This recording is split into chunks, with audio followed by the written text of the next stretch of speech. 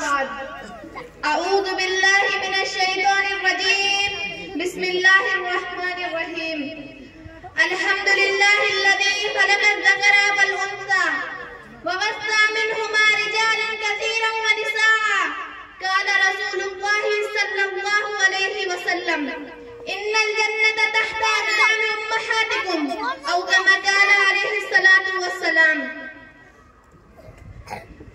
ہزاروں سال نرگس اپنی بے نوری پہ روتی ہے، ہزاروں سال نرگس اپنی بے نوری پہ روتی ہے، بڑی مشکل سے ہوتا ہے چمن میں دید ابر پیدا۔ جناب صدر اور حضرات علماء کرام اور حاضرین مجلس، آج میری تقریر کا موضوع ہے اسلام میں عورت کا مقام۔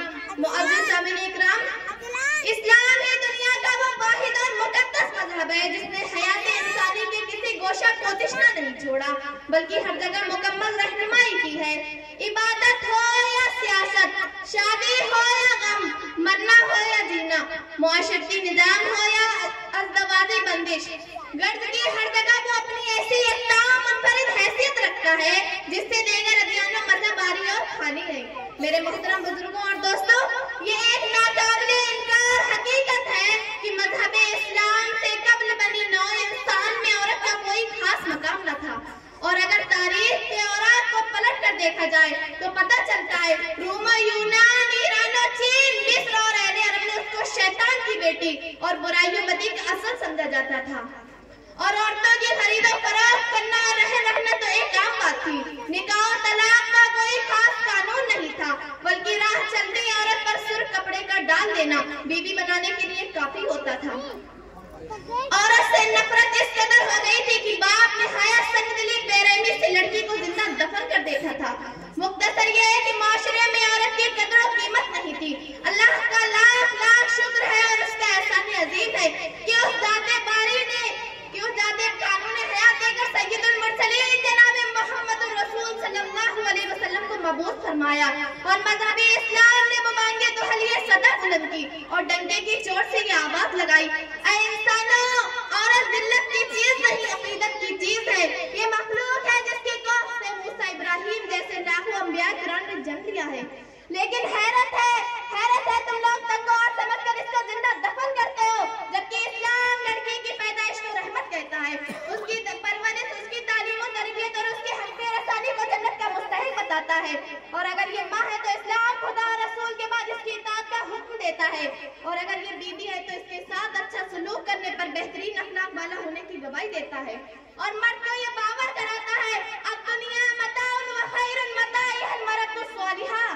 میرے محترم بزرگوں اور دوستوں، عورت کا مقام و مرتبہ جاننا چاہتے ہو؟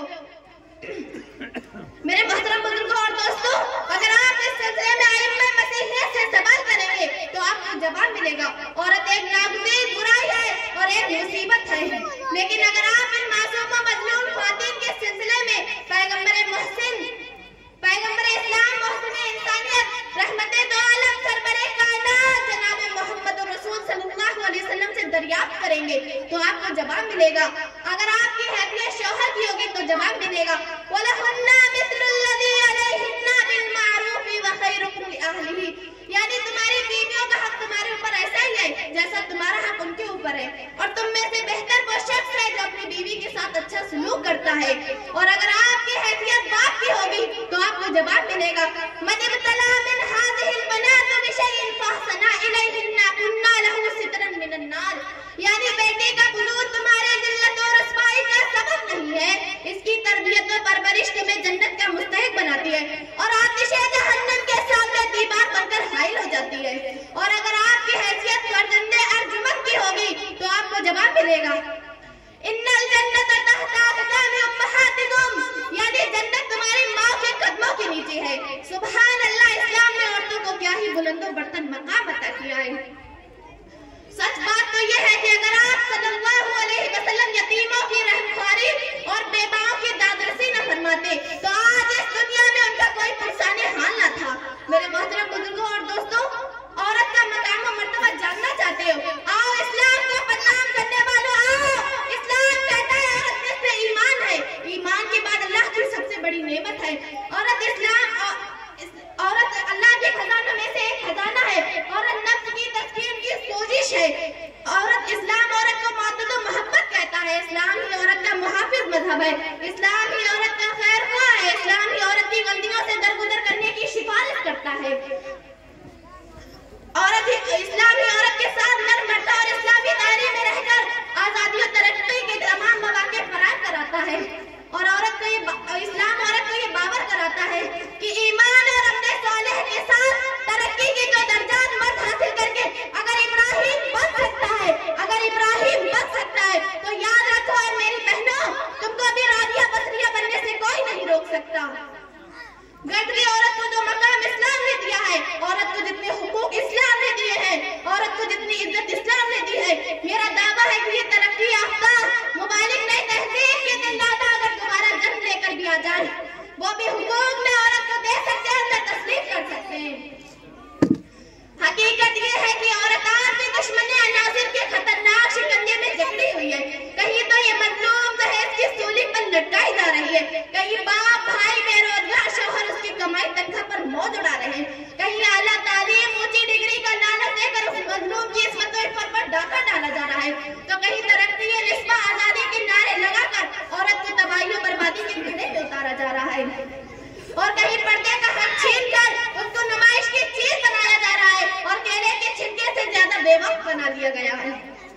याद रहे तुमने औरत को जिस तरह एक खिलौना बना लिया है। ये तरीका ना फितरत है, ना इस्लामी तरीका, और ना इस्लाम इसको पसंद करता है, और ना कोई शरीफ तहजीब इसका तहम्मुल कर सकती है।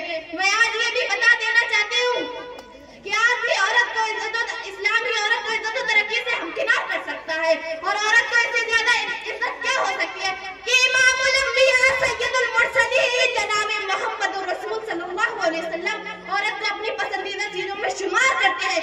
ज़बाने रिसालत औरत के लिए जिस एजाज, जिस मकाम और मनसब का ऐलान किया गया है, उस इज्जत के बाद भी कोई ये कह सकता है, किसी को ये कहने की जरूरत है कि इस्लाम में औरत का कोई मकाम नहीं है? सच्ची बात तो ये है कि खुदाए वहदहु ला शरीक लह के अलावा औरत को सही अदल इंसाफ कौन दे सकता है? ये काम सिर्फ इस्लाम ही नहीं किया, और आइंदा भी इस्लाम ही के दामन में औरत को सुकून और इत्मीनान की सांस मिल सकती है। तो आइए मेरी बहनों, हम भी अपनी जान को इस्लाम और शरीयत पर कुर्बान कर दें और इस्मत और इफ़्फ़त पर डाका डालने वालों के सामने सीना सिपर हो जाए। इसी को किसी शायर ने क्या खूब कहा है, एक ऐसी शान पैदा करे कि बातिल थर थरा उठे, एक ऐसी शान पैदा करे कि बातिल थर थरा उठे, नजर तलवार बन जाए, नफस धनकार हो जाए। वाखिर दावाना अल्हम्दुलिल्लाहि रब्बिल आलमीन। अस्सलामु अलैकुम व रहमतुल्लाहि व बरकातुहू।